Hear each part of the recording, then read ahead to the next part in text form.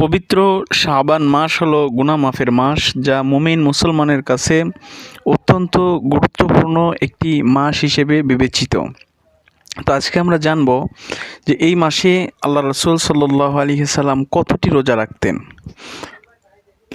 হাদিসে এসেছে, আম্মা জান আয়েশা সিদ্দিকা রাদিয়াল্লাহু তাআলা আনহা বলেছেন যে আমি দেখেছি রাসূলুল্লাহ সাল্লাল্লাহু আলাইহি সাল্লাম কতক বছর শাবান মাসে এত বেশি রোজা রাখতেন যে উনি পূর্ণ 30টাই করতেন, একবারে পুরো মাসই রোজা রাখতেন। আবার কোনো কোনো মাসে রোজা রাখতেন আমি ভাবতাম যে হয়তোবা এই মাসে রাসূলুল্লাহ সাল্লাল্লাহু আলাইহি সাল্লাম রোজা আর ভাঙবেন না, অথচ তিনি ভাঙতেন।